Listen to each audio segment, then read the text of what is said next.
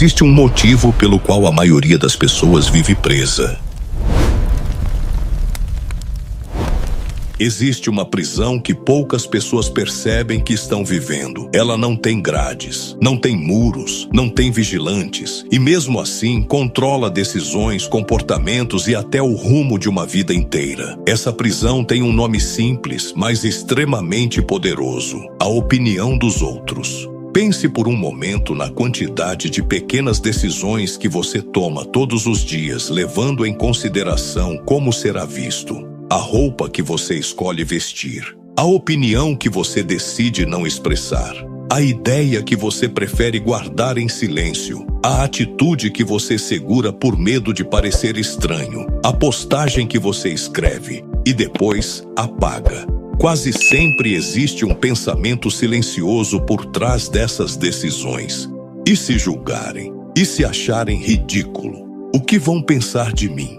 Essas perguntas parecem normais, afinal somos seres sociais. Durante milhares de anos, a sobrevivência humana dependeu de viver em grupo. Ser aceito pela tribo significava proteção, pertencimento e segurança. Ser rejeitado significava algo muito mais sério: solidão, exclusão, vulnerabilidade. Por isso, o cérebro humano desenvolveu uma sensibilidade enorme ao julgamento social.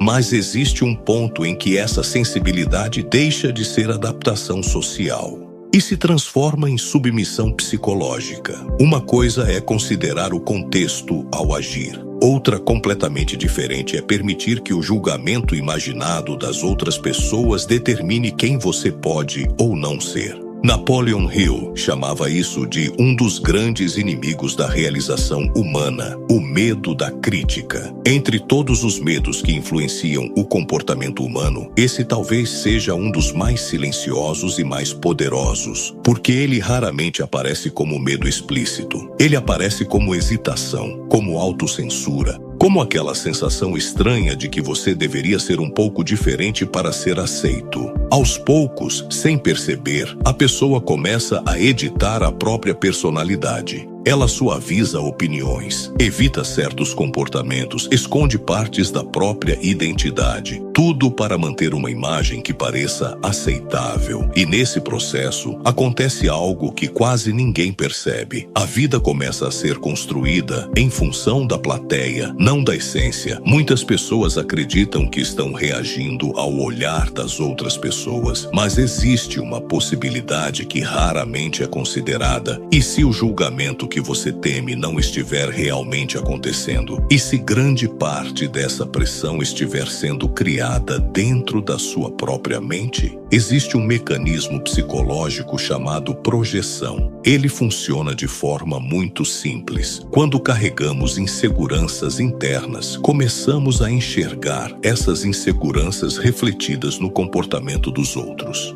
Se alguém olha em nossa direção por alguns segundos a mais, interpretamos aquilo como crítica. Se alguém permanece em silêncio depois de algo que falamos, interpretamos aquilo como desaprovação. Se alguém faz um comentário neutro, interpretamos como julgamento. Mas muitas vezes essas interpretações dizem muito mais sobre o que acreditamos a respeito de nós mesmos do que sobre o que realmente está acontecendo no ambiente. A mente humana não apenas observa o mundo, ela interpreta o mundo. E essas interpretações quase sempre são influenciadas pelas crenças que carregamos sobre nós mesmos. Se você acredita profundamente que não é suficiente, qualquer situação neutra pode parecer confirmação dessa ideia. Se você acredita que precisa provar valor constantemente, qualquer silêncio pode parecer desaprovação. E assim nasce um ciclo invisível. A pessoa começa a se adaptar ao que imagina que os outros esperam. Quanto mais ela se adapta, mais distante fica daquilo que realmente é. E quanto mais distante fica da própria essência, maior se torna a necessidade de aprovação externa. Porque no fundo, ela já não tem mais certeza de quem é sem o olhar dos outros. Aos poucos, a vida deixa de ser uma expressão da identidade e começa a se tornar uma representação, uma performance social. A pessoa passa a interpretar papéis, uma versão mais aceitável de si mesma, uma versão que cabe melhor nas expectativas do ambiente, uma versão que parece mais segura, mais adequada, mais aprovada. Mas existe um preço para viver assim. E esse preço é silencioso. Quando alguém passa muito tempo representando, algo essencial começa a desaparecer. A sensação de autenticidade, a sensação de direção, a sensação de estar vivendo a própria vida. Porque propósito verdadeiro nunca nasce da expectativa externa. Ele nasce daquilo que existe dentro de você. Do conjunto único de talentos, inclinações e percepções que formam quem você realmente é. Mas quando a opinião dos outros se torna a principal referência, essa voz interna começa a ficar cada vez mais fraca. Cada escolha passa a ser filtrada pela pergunta: isso será bem recebido? E não pela pergunta que realmente importa: isso é verdadeiro para mim? Quando essa inversão acontece, algo fundamental muda. A pessoa deixa de viver a própria vida e começa a viver uma versão socialmente aceitável dela. Uma versão editada, uma versão filtrada, uma versão que cabe melhor nas expectativas do mundo, mas que quase nunca corresponde àquilo que sua essência realmente deseja expressar. Nesse momento, sem perceber, a pessoa deixa de usar a própria bússola. Ela começa a navegar utilizando o mapa dos outros. E nenhum mapa criado para outra pessoa pode levar você ao lugar que realmente pertence.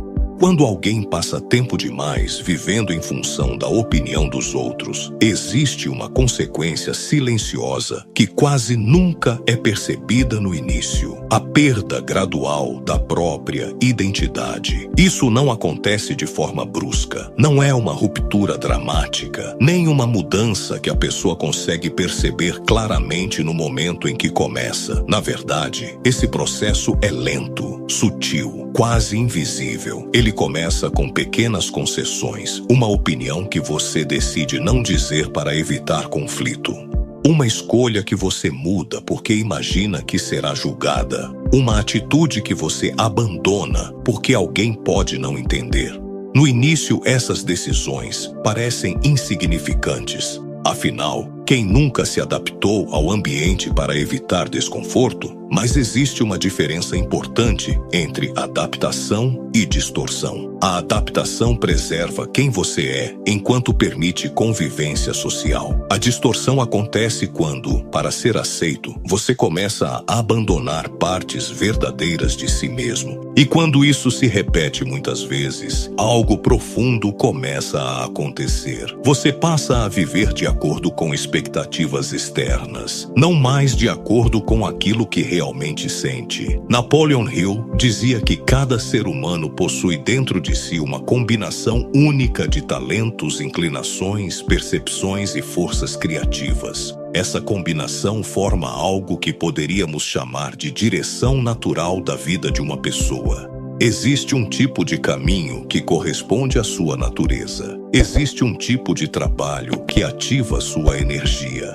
Existe um tipo de ambiente onde suas capacidades florescem naturalmente. Mas essa direção raramente se revela quando a pessoa vive preocupada em agradar. Porque agradar exige adaptação constante. E a adaptação constante exige que você observe o ambiente antes de agir.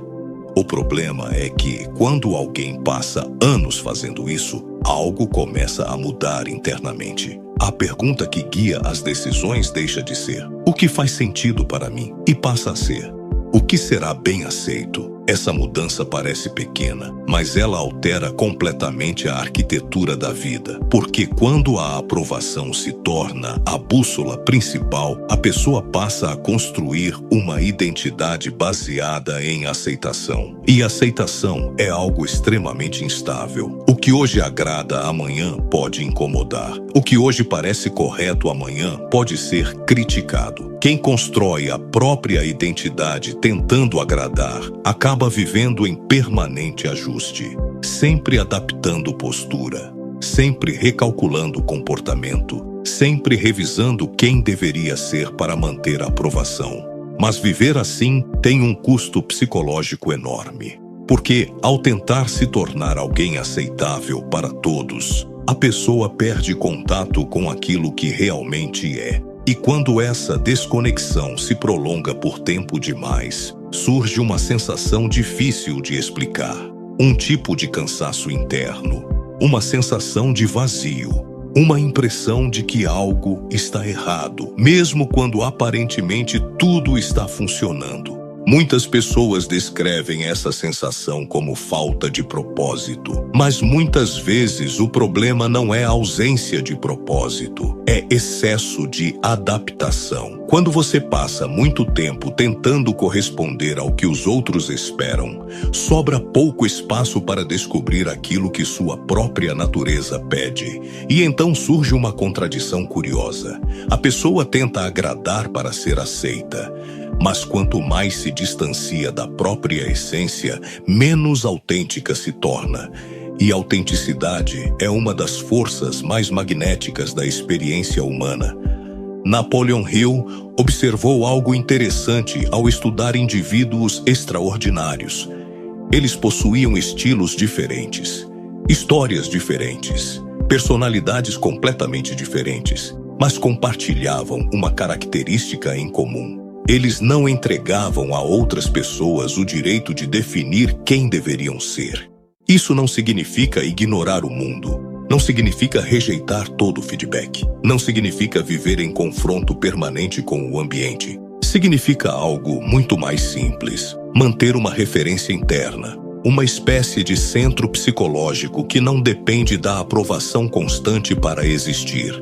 Quando alguém possui esse centro, a opinião dos outros deixa de ser uma ordem. Ela passa a ser apenas informação. Pode ser considerada, pode ser analisada, mas não determina identidade. Essa mudança parece pequena, mas transforma completamente a forma como uma pessoa vive. Porque quando a identidade não depende da aprovação externa, algo importante acontece. A liberdade de ação aumenta. Você começa a experimentar caminhos diferentes. Começa a expressar ideias que antes guardava. Começa a tomar decisões que refletem quem você realmente é. E isso não significa que todos irão aprovar. Na verdade, muitas vezes acontece o contrário. Quando alguém começa a viver de forma mais autêntica, inevitavelmente surgem opiniões divergentes. Críticas aparecem, discordâncias surgem, mas essas reações deixam de ter o mesmo peso,